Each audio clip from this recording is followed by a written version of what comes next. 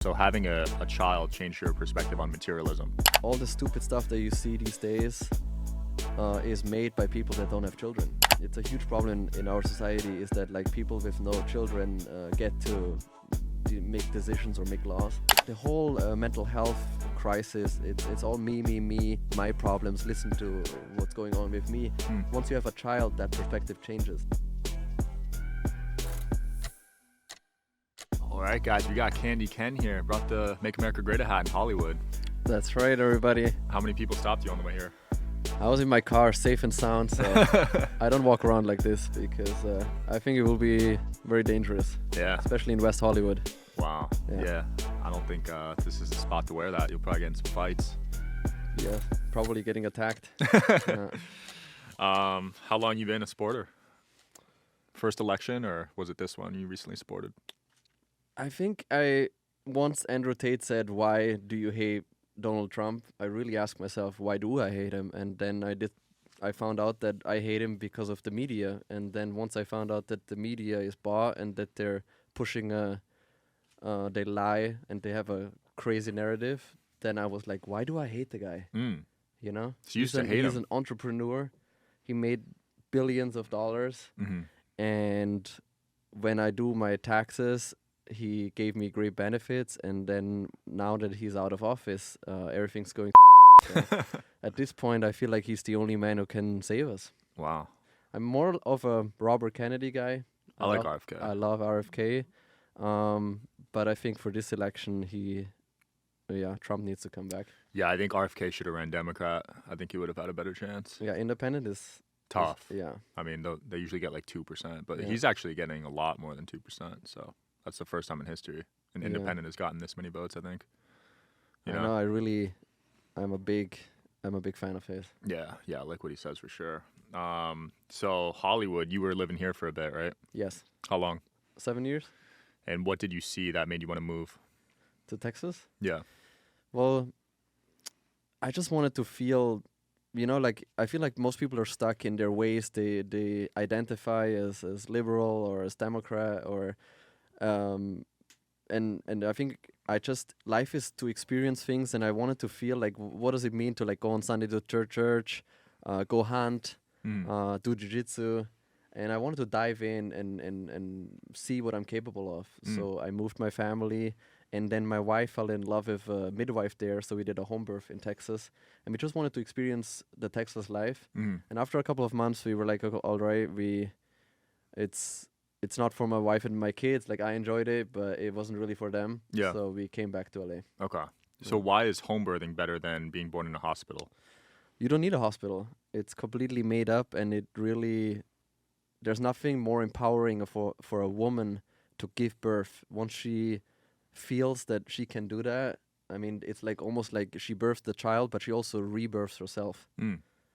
It is the most incredible experience that you can have, and it's been taken from women, and it's just a huge industry that makes money. The planned C-sections, the medication, the hospital stays, everything is to make money and not to benefit the child or the mom. Wow. Yeah, I wonder how much it costs to like give birth. Probably like $5,000 at least, right? Well, that's what you pay yourself, but like what they bill insurance is probably more like 30 or 40,000. Holy crap! Yeah. I think only your placenta is already worth 40K if you give it to the hospital. They take it though, right? They take it. So they just keep that. Yeah, if you don't say no, they will. You have to speak up. They will take your baby away from you. They will take the placenta, and they do with it. God knows what they do with that. Yeah, why would they take the baby away right when it's born? That's weird. They separate mom and child, and they put it away. And I had one home birth and I had one hospital birth, and it was like day and night. Wow. Yeah, my first baby lost weight. It took a long time to get back to the birth weight, and also the connection between mom and baby is very different because the home birth we let them be connected for at least 3 hours. Oh, they're still connected. Yeah, you don't cut early because when you cut early, the baby also loses like 20 to 30% of blood. Holy. Because that little umbilical cord holds a lot of blood, and if they cut early and they like freeze it or whatever, the baby is deficient in blood, and it needs that. Interesting. So my second baby was big and strong, and it never lost weight. That's good to know. Yeah, because in the hospital they cut it right away, right? They cut it right away. Wow. I wonder It's called early clamping. Because they're trying to get you out of there. Yeah. Yeah, everybody can look up early clamping, and then also they inject hepatitis B, which is also can only be like through tattoo needles or needles like through blood. It is completely unnecessary. They inject that in the baby? Yeah. They want that, and they also do the cream, like antibiotic cream, which you also don't need, and they do a vitamin K shot, which also has heavy metals.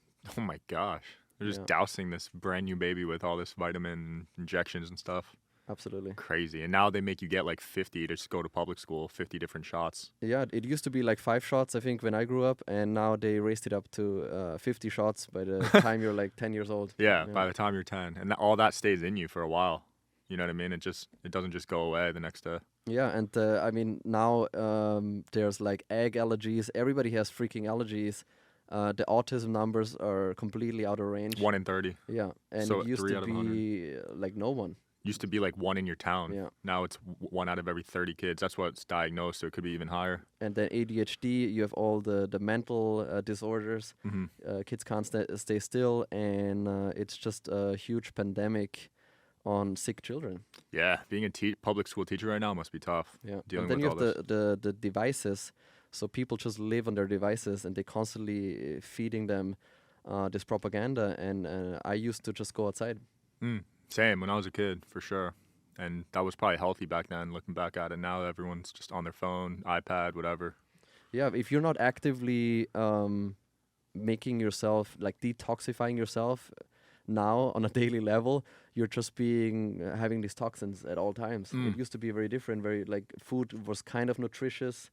But now if you don't supplement, you don't even get the nutrition anymore, you know? It doesn't even matter if only meat or only vegetables.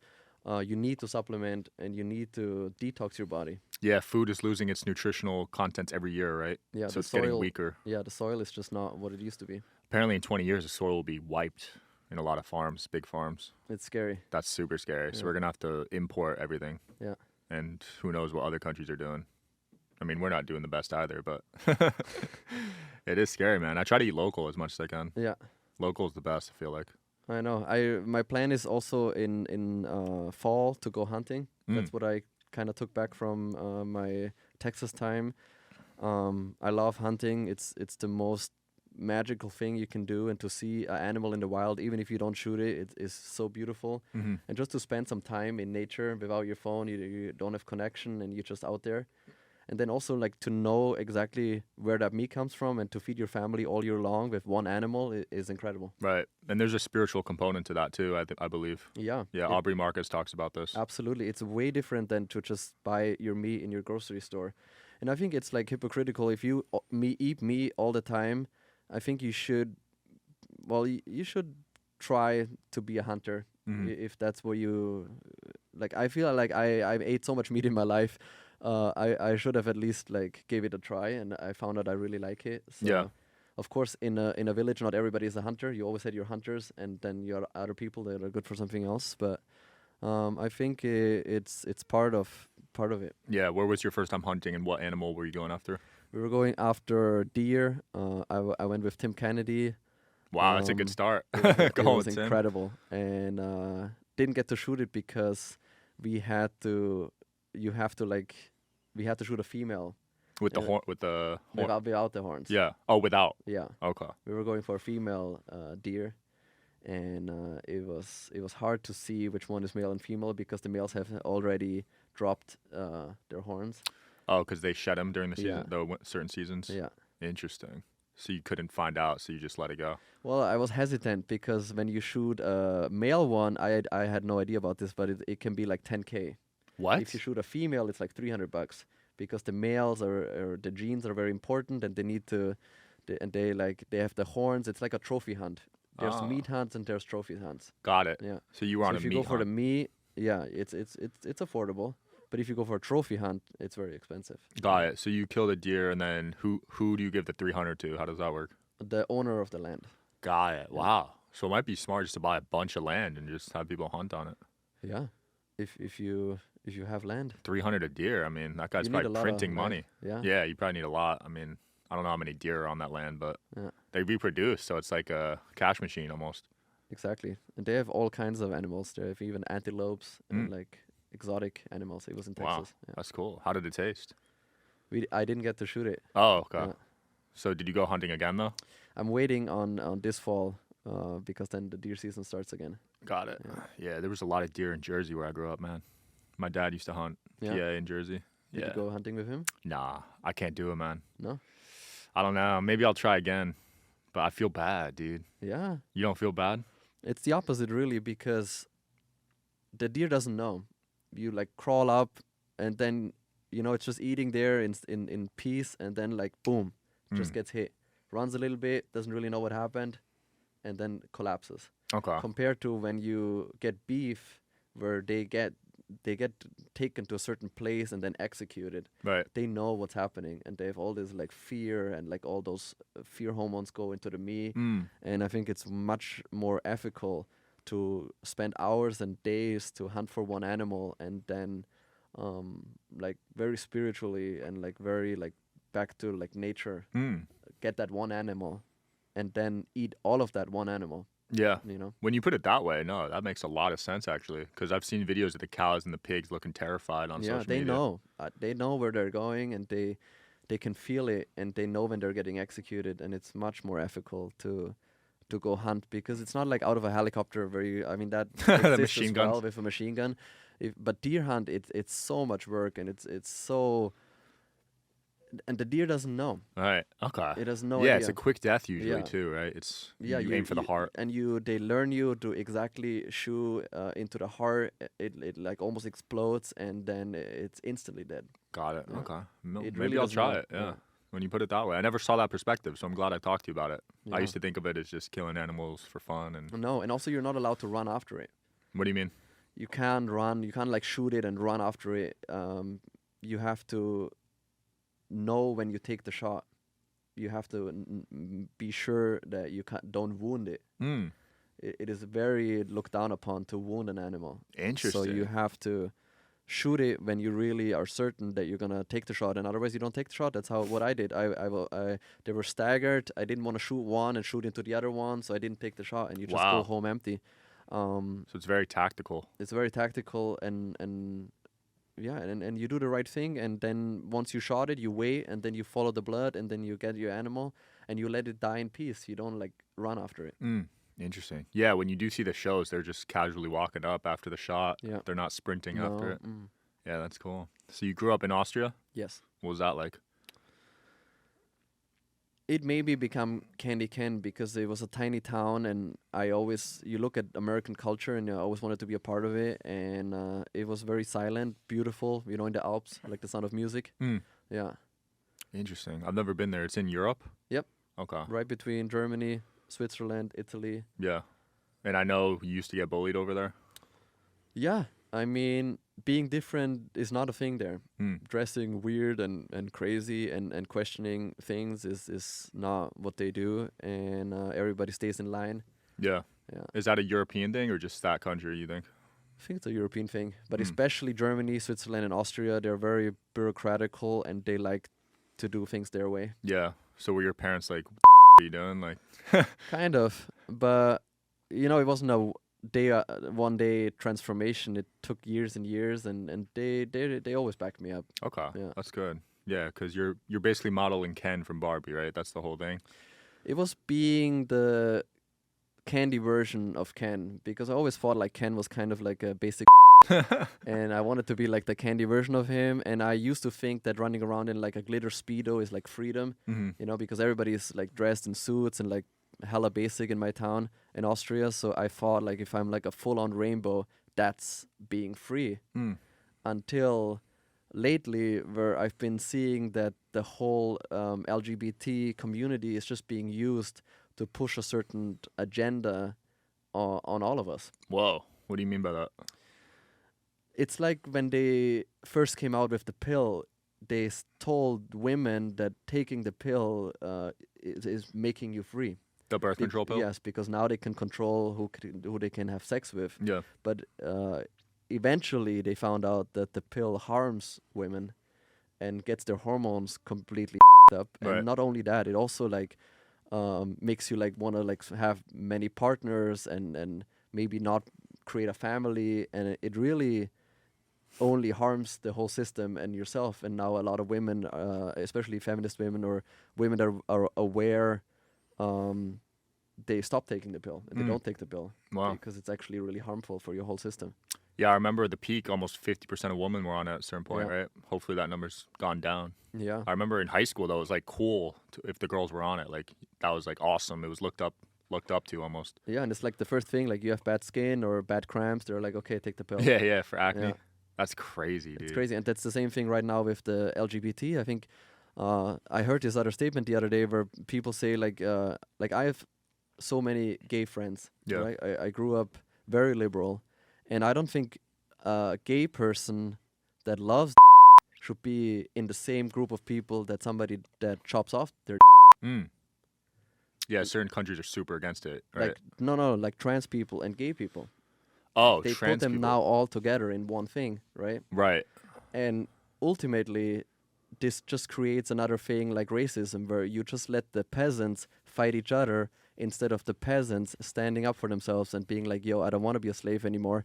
Why are you paying me $20 an hour? And why are the elites telling us to not have children anymore and to be like so fluid that at the end of the day, I'm being comfortable being fat and having no sort of like respect for myself. Right. Yeah, they put them all under the same thing, right? LGBTQ. Yeah. I can't even keep up with how long. I feel bad for gay people. Really? Yeah. Because they're grouped in with the because trans? Because they love and the other kind of people, they chop off their. Yeah, it is. When you put it that way, it is interesting that they group them up in that certain category. Yeah, I feel like the whole manipulating a young person, like imagine you grow up now and you get praised for being different or identifying as an animal. Yeah. It's kind of weird, you know, and how nobody talks about family, nobody talks about having children, what it means to become a dad. It's more like freeze your eggs, and make as much money as possible so you can have as much possessions as you can, and not create a beautiful family anymore. Yeah, this gender fluidity thing is pretty crazy to me. What do you think about it? I feel like it's just an attack of the globalists to eradicate and like make everybody use AI and feed us the bugs. A girl I hooked up with in college changed her genders to a guy. Does that make me gay? How's she doing mentally? Dude, I haven't talked to her in a while, but she cut off her boobs, and I don't know what she did downstairs, but like, I don't know, dude. That's weird to me. They say when they put women the first time on testosterone, it makes them feel really, really good, because being on testosterone makes you feel good. Interesting. Yeah, I dated a girl in high school, and her brother used to be a girl too, and yeah, he was taking testosterone every single day, but he seems so moody. Like their regulation was never normal to me. Well, the thing with testosterone is if you take a good amount, it's good for you, but if you take too much, it shuts off a bunch of other hormones. So that's when all the negative side effects come into place. Jeez. But ultimately, everybody needs testosterone. Nobody knows this, but for women, the number one sex hormone is also testosterone.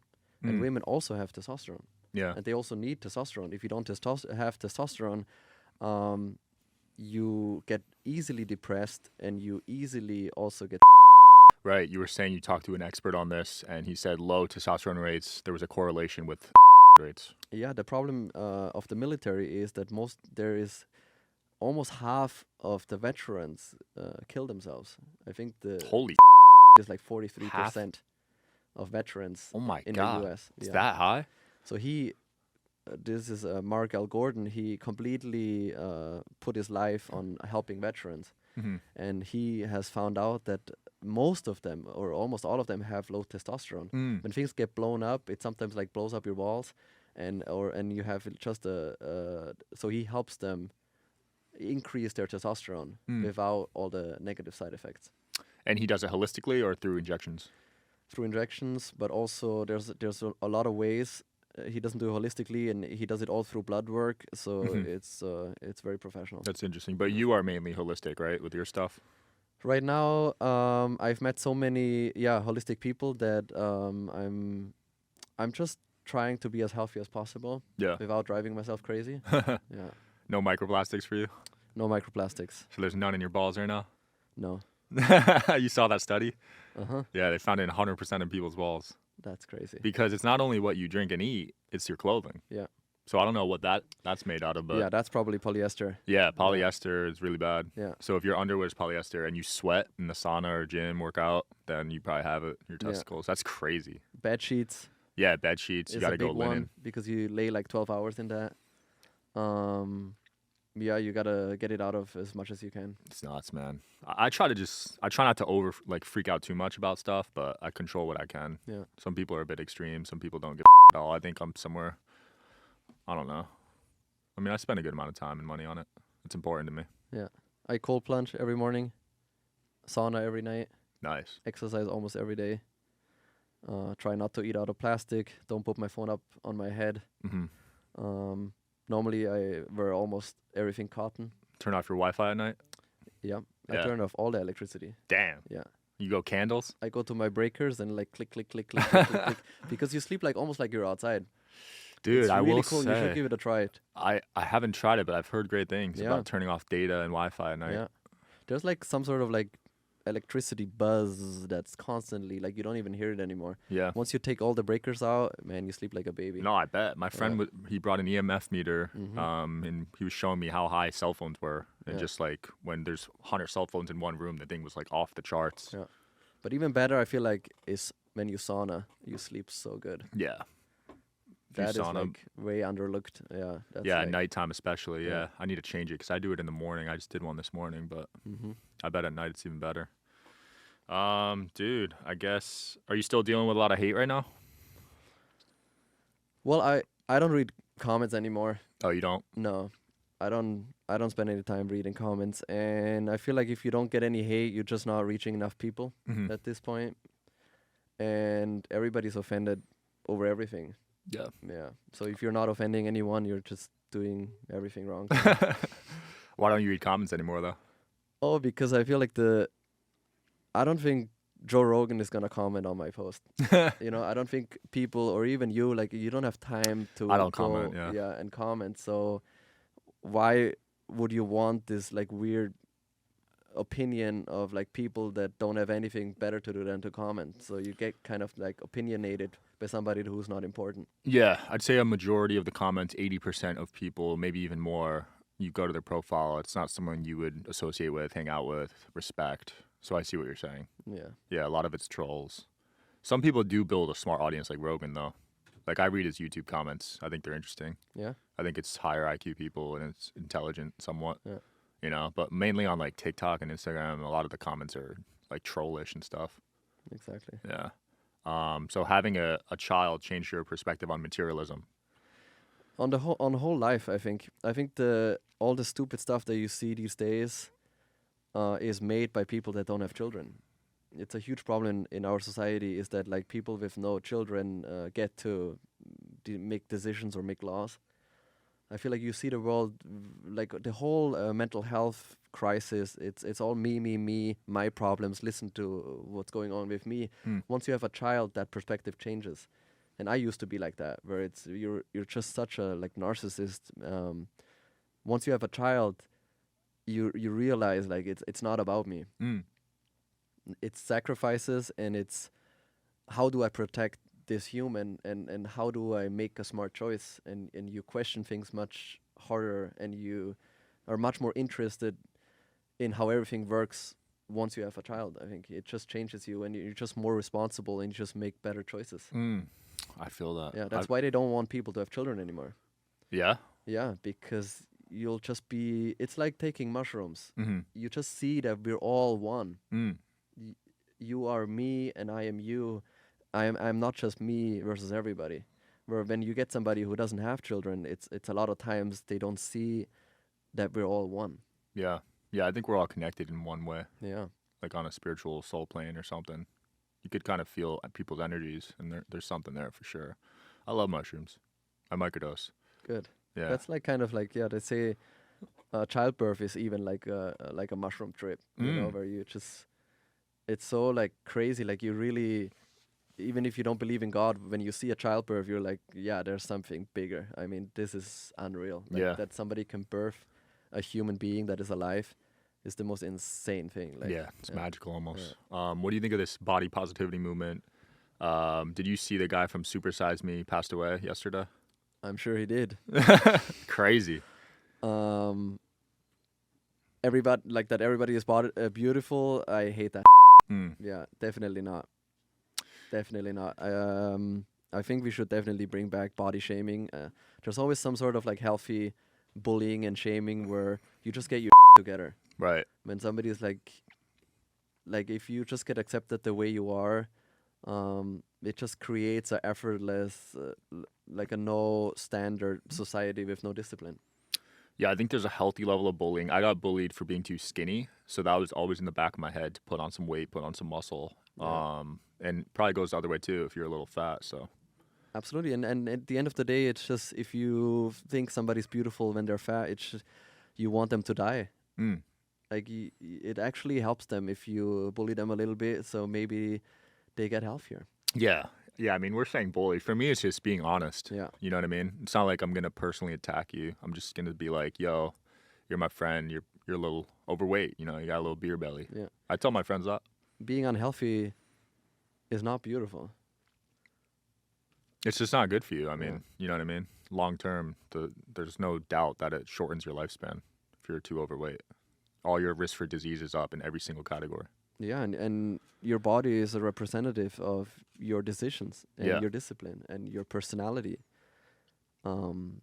If you can't control what you eat, you can't control a lot of things. you know? Absolutely. No, if you're literally friends with that person, you're doing them a disservice by not telling them because they're going to have a shorter life. Yeah. So you should just tell them. And if I see a fat person in the gym, I think it's great. You know, there's no time where you cannot change your life around. You know, even me having a booster, running around in Hollywood in a pink Speedo, there's no time where I can be like, you know what, maybe I can take a step back and see what's really going on. You know, I think that's where most people are stuck.